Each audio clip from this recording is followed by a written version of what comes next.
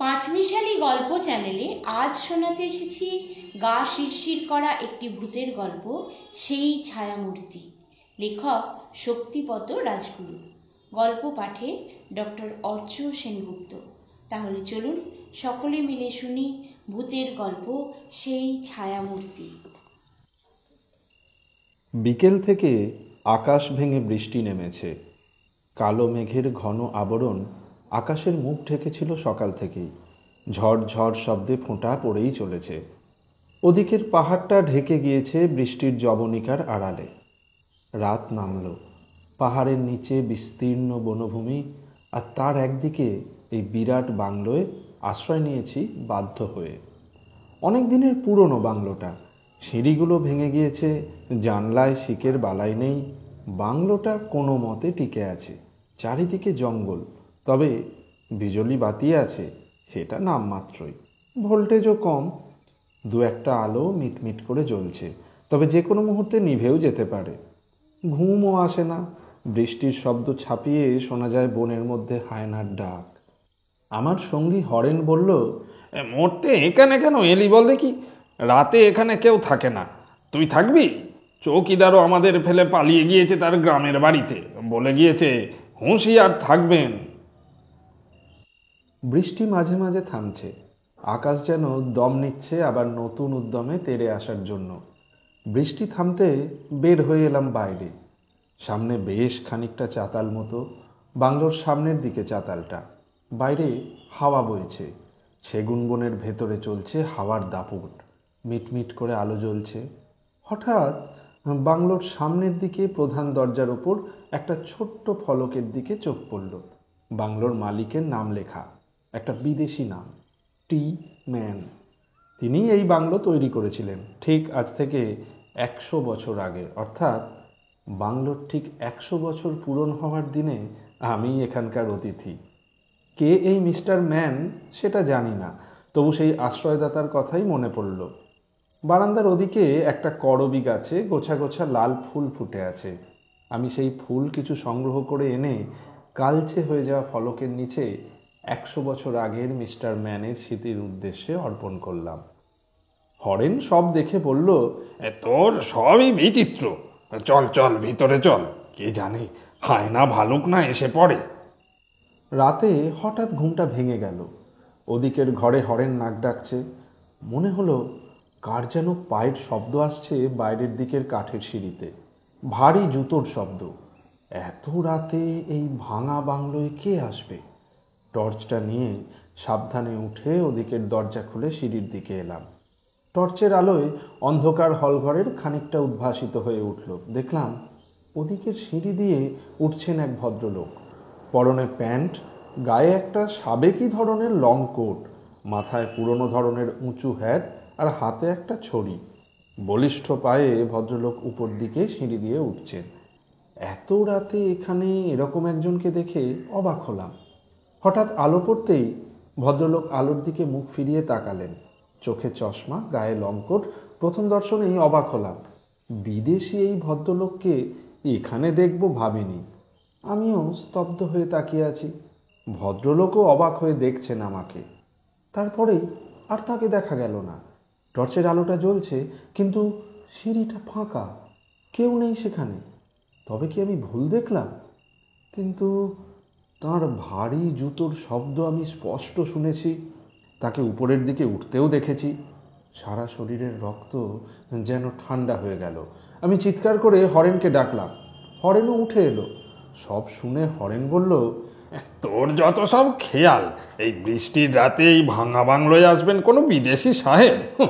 যত সব গোল। চল চল শুবি চল। এসে বিছানায় শুলাম। তবু মনের মাঝে সেই বিদেশির মুখখানা ফুটে রইল। কতক্ষণে ঘুমিয়ে পড়েছিলাম জানি না। পরদিনই ওখান থেকে ফিরে এলাম আমাদের কাজের জায়গায়। আমি তখন কাজ করি কুলটি আয়রন অ্যান্ড স্টিল কারখানায়। ব্রিটিশ আমলের তৈরি কারখানা। সুন্দর সবুজ সাজানো টাউনশিপ, উঁচু নিচু পাহাড়ি গোছের ছোট্ট শহর। ব্রিটিশরা চলে গিয়েছে, তবু তাদের সেই পাহাড়ি পরিবেশ, সাজানো শহর, কারখানা, টাউনশিপ, বাংলো, গাছগাছালি ঘেরা ছায়াঘন পরিবেশ, হাসপাতাল, গির্জা আজও রয়ে গিয়েছে। কারখানার চিমনি থেকে কালো ধোঁয়া উঠছে। যন্ত্রদানবের সেই কর্মশালা আজও সরব রয়েছে। ওদিকে গড়ে উঠেছে নতুন উপনগরী। এখানকার পুরনো কর্মীদের অনেকেই রিটায়ার করার পর এই টাউনশিপের বাইরে বিস্তীর্ণ অঞ্চলে বাড়ি করে রয়ে গিয়েছেন। মিস্টার মিত্রও পুরনো দিনের ইঞ্জিনিয়ার। যখন চাকরিতে ঢুকেছেন তখন বয়স বেশি নয়। তারপর দেখেছেন দ্বিতীয় মহাযুদ্ধ। তারপর রিটায়ার করে এখন পড়াশোনা নিয়েই আছেন। ভারতের লৌহ আকরিক নিয়ে বেশ কিছু গবেষণাও করেছেন। তার দুই ছেলের, একজন বার্নপুরের আয়রন অ্যান্ড স্টিল কারখানার ইঞ্জিনিয়ার, আর একজন কুলটির কারখানার ইঞ্জিনিয়ার। আমিও প্রায়ই যাই তার কাছে। পুরনো দিনের অনেক কাহিনী শোনা যায় তার কাছ থেকে। সাদাসিধে আড্ডাবাজ ধরনের মানুষ। কাস্টিংয়ের কাজে তার নানা অভিজ্ঞতা। আমিও কাস্টিংয়ের কাজে নানা জটিল সমস্যা সমাধানের উপায় তার কাছ থেকেই জেনে নিই। সেদিন নাইট ডিউটি চলছিল। শীতের রাত। এখানে বেশ হাড় কাঁপানো ঠান্ডা পড়ে। সন্ধ্যের পর টাউনশিপের বাসাগুলোও নিশুতি হয়ে যায়। রাস্তায় লোক চলাচল কমে যায়। তার ওপরে বৃষ্টি নেমেছে, কনকনে শীত। আমি একাই চলেছি। ওদিকে ডিরেক্টরস বাংলোর অন্ধকার নামছে। আলোগুলো যেন বৃষ্টির ধারায় আবছা হয়ে এসেছে। হঠাৎ ওই জনহীন পথে একটু এগিয়ে সেই সাহেবকে দেখেই চমকে উঠলাম। বৃষ্টির মধ্যে ছাতা না নিয়েই চলেছেন তিনি। পরনে লং কোট, প্যান্ট, মাথায় সাবেকি ধরনের সেই একই রকম লং হ্যাট, হাতে ছড়ি। ক্লান্ত লাগছে। জুতোর শব্দ উঠল স্তব্ধতার মাঝে খটাখট। এত রাতে তাকে দেখে অবাক হলাম। আবার ভাবলাম, এ হয়তো আমার দেখার ভুল। শুশুনিয়ার বাংলোয় দেখা সেই সাহেব এখানে আসবেন কি করে? হঠাৎ দেখলাম একটা লাইট পোস্টের ওদিকে সেই মূর্তিটি দাঁড়িয়ে, পিছনে আমার দিকেই তাকিয়ে। বৃষ্টির মধ্যে আবছা আলোয় আমার চিনতে ভুল হলো না। সেই রাতে দেখা সেই একই মুখ, সেই বিদেশির মুখ। সেই মুখ, সেই স্টিল ফ্রেমের চশমা, সেই বেদনাবিধুর দৃষ্টি। কোনো অনুযোগ নেই, ফুটে উঠেছে হাসির ছোঁয়া। চিনতে তো ভুল হয়নি। সেই শতবর্ষ পূর্তির রাতে দেখেছিলাম সেই বাংলোর ধ্বংসস্তূপে। সারা শরীর কি এক অজানা আতঙ্কে আমার হিম হয়ে এলো। নির্জন পথ, সামনে ওই বিদেশি।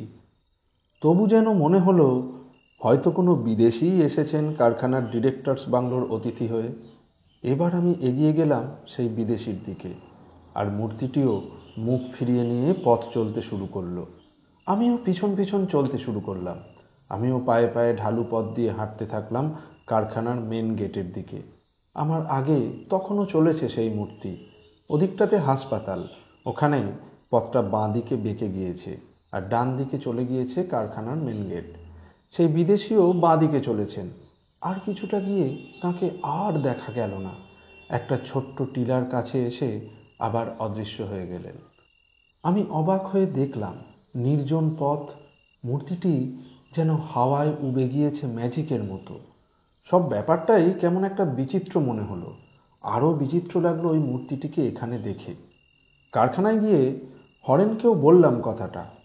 হরেন সব শুনে বলল, বেটা ভূত যেন তোর পিছনেই পড়েছে, ছাত্র যত সব। হরেন ব্যাপারটা হেসেই উড়িয়ে দিল। তবু আমি যেন এটাকে মন থেকে ঠিক মুছে ফেলতে পারলাম না। সেদিন মিস্টার মিত্রের বাড়িতে গিয়েছি। ওর সঙ্গে আমার নানা কথাই হয়। কথা প্রসঙ্গে আমি ওনাকেও জানালাম এই বিচিত্র দেখতে বিদেশির কথা। মিস্টার মিত্র অবাক হয়ে বললেন, তুমি তাকে শুশুনিয়ার ভাঙা বাংলোতেও দেখেছো? আমি বললাম, হ্যাঁ, ওখানেই তো প্রথম দেখি। আবার 2-3 দিন আগে তাকে ডিরেক্টরস বাংলোর ওদিকেও দেখেছি। ওদিকের পথ ধরে হাঁটতে হাঁটতে হাসপাতালের কাছে টিলার ধারে এসে হারিয়ে যেতে দেখেছি। তার দৃষ্টিটা আজও ভুলিনি। কেমন যেন বিষণ্ণ হতাশ দৃষ্টি। চোখে স্টিল ফ্রেমের চশমা, মাথায় টপ হ্যাট, লং কোট আর হাতে ছড়ি। মিস্টার মিত্র বললেন, তুমি ঠিকই দেখেছ। একা তুমিই নও, এখানকার অনেকেই দেখেছেন মিস্টার ম্যানকে। আমিও এবার চমকে উঠলাম।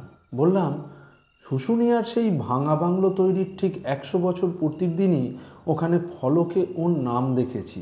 আর সেবারই প্রথম দেখেছিলাম বাংলোয় ওই মূর্তিকে। কে এই মিস্টার ম্যান? এতদিন পর এইভাবে তাকে দেখা গেল কেন? এখন সন্ধে নামছে, অন্ধকার হয়ে গিয়েছে বাইরে। মিস্টার মিত্র বললেন, সে এক করুণ কাহিনী। ইংরেজদের নিষ্ঠুরতার বলি ওই জার্মান ভদ্রলোক মিস্টার টমসম্যান। ভারতবর্ষ তখন ব্রিটিশদের শাসনে, অনেক দিন আগের কথা। ইতিহাসই বলতে পারো ভারতবর্ষে তখনও কোনো লোহা তৈরির বড় কারখানা ছিল না। আজকের দিনের এইসব লোহা কারখানা তৈরিই হয়নি। লোহা ইস্পাত আসতো ইংল্যান্ড, ইতালি, জার্মানি থেকে। ওটা ছিল ইংরেজদের একচেটিয়া ব্যবসা। তখনকার দিনে ওই জার্মান ভদ্রলোক মিস্টার ম্যান এখানে লোহা কারখানা তৈরির পরিকল্পনা করেন। তিনি নিজে ছিলেন জার্মান আর তার স্ত্রী ছিলেন ব্রিটিশ। মিস্টার ম্যান বনে পাহাড়ে ঘুরে ছোটনাগপুর অঞ্চলের পাহাড়ে আয়রন ওরের সন্ধান পান। ঘুরতে ঘুরতে এই কুলটি অঞ্চলে এসে দেখেন এখানে স্থানীয় কারিগররা দিশি পদ্ধতিতে বড় বড় মুচিতে ওই আয়রন ওর, কয়লার চুনাপাথর দিয়ে দিশি হাপড়ের সাহায্যে হাওয়া দিয়ে প্রচণ্ড ত্রাপ সৃষ্টি করে লোহা গলিয়ে বের করে। সেই লোহা দিয়েই চাষের কাজের জন্য লাঙল, কুঠার, দা, কাস্তে সব বানাতো। এই জিনিসের মান খুব একটা উন্নত না হলেও ওই দিয়েই তারা কাজ চালিয়ে নিত। মিস্টার ম্যান এবার ওই কারিগরদের নিয়ে অপেক্ষাকৃত আধুনিক জার্মান পদ্ধতিতে একটা লোহা কারখানা খোলার প্ল্যান করেন কুলটিতে। কারণ কয়লা খনি অঞ্চল, এখানে কয়লা সহজেই পাওয়া যায়। আয়রন ওর আসবে ওই ছোটনাগপুর অঞ্চল থেকে। ম্যান সাহেব দেখেছিলেন কিছু দূরে ওই পাহাড়ে রয়েছে প্রচুর লাইমস্টোন, যা লোহা গলাতে পারে। ওখান থেকে চুনাপাথর আনিয়ে কুলটিতেই তিনি প্রথম ভারতের আয়রন ফ্যাক্টরি তৈরি করেন। তাঁর কারখানায় লোহা তৈরি শুরু হলো। তার মানও হলো উন্নত ধরনের, দামও ইংরেজদের আমদানি করা ইংল্যান্ডের লোহার চেয়ে কম। ফলে ম্যান সাহেবের কারখানার জিনিসের চাহিদা বাড়ল। এবার টনক নড়ল ইংরেজদের। তারা জার্মান সাহেবকে টেক্কা দেওয়ার জন্য নিজেরা এতদিন পর বাধ্য হয়ে আয়রন ফ্যাক্টরি তৈরির সিদ্ধান্ত নিল। তারা পাশেই বার্নপুরে গড়ে তুলল তাদের আয়রন ওরের কারখানা। তার নাম হলো Steel Corporation of Bengal. Mister ম্যানের কারখানার তৈরি জিনিসের মান উন্নত, দামেও সস্তা। তাই ব্রিটিশের ব্যবসা মার খেতে শুরু করলো। তাদেরই রাজত্বে বসে ইংরেজকে টেক্কা দেবে ওই জার্মান, এটা ব্রিটিশদের সহ্য হলো না। তারাও এবার সুযোগ খুঁজতে লাগলো কি করে মিস্টার ম্যানকে আঘাত করা যায়। ইংরেজরা লোকসান দিয়েও বার্নপুরের লোহা কারখানা চালাতে বাধ্য হচ্ছে। বন্ধ করে দিলে হার স্বীকার করতে হবে যে ম্যান সাহেবের কাছে। শাসক ইংরেজরা তা তো করতে পারছে না, তাই ম্যান সাহেবের ওপর রাগও তাদের বাড়ছে। হঠাৎ একদিন শুরু হয়ে গেল প্রথম বিশ্বযুদ্ধ। ভারতবর্ষে তখন ইংরেজ রাজত্ব, আর এখানে মিস্টার ম্যান একজন জার্মান। যুদ্ধ ঘোষণার পরই ইংরেজরা এবার ম্যান সাহেবকে জার্মান যুদ্ধবন্দী হিসেবে ধরে নিয়ে গেল। তিনি কারখানার ভার দিলেন তাঁর স্ত্রীর ওপর। ম্যান সাহেবের স্ত্রী একজন ব্রিটিশ মহিলা, তাই তাকে ইংরেজরা বন্দি করল না। তাকে কারখানায় রেখে এবার ইংরেজরাই ম্যান সাহেবের কারখানা পরিচালনার কাজ করতে লাগলো। 4 বছর ধরে চলেছিল মহাযুদ্ধ, সেটা তো জানোই। ম্যান সাহেবও ততদিন বন্দি রইলেন। এর মধ্যে কারখানা পরিচালনার কাজে সাহায্য করার অজুহাতে ধূর্ত ইংরেজরা ম্যান সাহেবের কারখানার দায়ভার নিজের কাঁধে তুলে নিল। যুদ্ধের সময় প্রচুর লোহা ইস্পাতের দরকার হয়, তাও তৈরি করছে নিজেরাই। এরই মধ্যে ম্যান সাহেবের স্ত্রীকেও টাকা পয়সা দিয়ে হোক বা নানা কৌশলে লন্ডনে ফেরত পাঠিয়ে দিয়েছে ইংরেজরা। মিস্টার ম্যান তখন ইংরেজদের জেলখানায়। তিনি অনুমান করেছিলেন যে তার বিপদের আশঙ্কার কথা, কিন্তু তার করার কিছু ছিল না। ইংরেজরাও তাকে এসব খবর জানায়নি। ম্যান সাহেব জেলে বসে স্বপ্ন দেখতেন যে যুদ্ধ শেষ হলে মুক্তি পেয়ে আবার তিনি ফিরবেন তাঁর স্ত্রীর কাছে, আবার নতুন করে তাঁর কারখানা খুলবেন। যুদ্ধ শেষ হলো টানা 4 বছর পর। তখন দামোদর বরাকর দিয়ে অনেক জল বয়ে গিয়েছে। তিনি ফিরে এসে দেখলেন তাঁর স্ত্রীও নেই, তিনি ইংল্যান্ড ফিরে গিয়েছেন। তাঁর নিজের হাতে তৈরি কুলটি কারখানার মালিকানাও আর তাঁর নেই। তাঁর স্ত্রী নাকি ওই কারখানা ইংরেজদের বিক্রি করে দিয়ে গিয়েছেন। ইংরেজরা ওই কারখানা নিয়ে বার্নপুর কারখানার সেকেন্ড ইউনিট হিসেবে চালু করেছে। বঞ্চিত হতাশ মিস্টার ম্যান তখন অসহায়, নিঃসম্বল।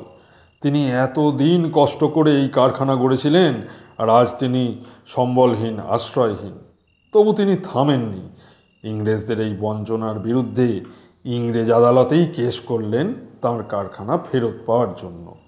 রাত হয়ে গিয়েছে। মিস্টার মিত্র থামলেন। তার কণ্ঠে ফুটে উঠল বিষণ্ণতার সুর। মিস্টার মিত্র সেই ইতিহাসের সাক্ষী। আমি বললাম, আপনি মিস্টার ম্যানকে দেখেছিলেন? মিস্টার মিত্র বললেন, হ্যাঁ, তখন আমি নতুন ইংরেজ পরিচালিত কুলটি কারখানার কর্মী। দেখেছিলাম মিস্টার ম্যানকে। তুমি যে বর্ণনা দিলে সেই ম্যান সাহেবকেই দেখেছিলাম। কোম্পানির একটা পরিত্যক্ত ডিরেক্টরস বাংলোতেই তিনি উঠেছিলেন। শুশুনিয়ার সেই বাংলো তখন ইংরেজদের দখলে। তিনি আশা করেছিলেন যে ইংরেজদের কাছ থেকে সুবিচার পাবেন, কিন্তু পাননি। শেষ জীবনটা কেটেছিল ভীষণ দারিদ্র্যের মধ্যে। আজ যেখানে হাসপাতাল গড়ে উঠেছে, ওর কাছেই ছিল একটা পরিত্যক্ত কলিয়ারি। তাতে বড় ইদারা খোঁড়া ছিল। সেই গর্ত দিয়ে লিফটগুলো যাতায়াত করত। সেই পরিত্যক্ত কলিয়ারির ইদারায় ঝাঁপ দিয়েই তিনি প্রাণ বিসর্জন দিয়েছিলেন। চমকে উঠলাম আমি। ওইভাবে অতলে লাফ দিয়ে আত্মহত্যা করলেন মিস্টার ম্যান? মিস্টার মিত্র বললেন, সেদিন সেটাই ঘটেছিল। স্তব্ধতা নামল। জানলার ফাঁক দিয়ে দেখা গেল একটু আলোর আভাস। তারাগুলো জ্বলছে। রাতের বাতাস যেন কি এক বেদনায় ভরে উঠেছে। মিস্টার মিত্র বললেন, ভারতের লৌহশিল্পের ইতিহাস নিয়ে যদি কোনোদিন সত্যি গবেষণা হয়, হয়তো সেদিন ম্যান সাহেবের নাম উল্লিখিত হবে। তিনিই ছিলেন ভারতীয় লৌহশিল্পের আদি পুরুষ। বাসায় ফিরছি। রাতের স্তব্ধতা নেমেছে। নির্জন রাতে কার জুতোর শব্দ উঠল খট খট। দূরে চলেছে সেই ছায়ামূর্তি, লং কোট, টপ হ্যাট পরা। প্রতি পদক্ষেপে যেন প্রতিবাদের শব্দ উঠছে তারই নিজের হাতে তৈরি লৌহ নগরীর বুকে। ছায়ামূর্তিটা অন্ধকারে মিলিয়ে গেল। পাঁচমিশালি গল্প চ্যানেলে আজকের গল্পটি এখানেই শেষ হল। আশা করি আপনাদের ভালো লেগেছে। ভালো লাগলে লাইক, শেয়ার ও সাবস্ক্রাইব করে দেবেন। আপনাদের মূল্যবান মতামতের অপেক্ষায় রইলাম। ভালো থাকবেন সবাই। আবার ফিরছি আগামী সপ্তাহে।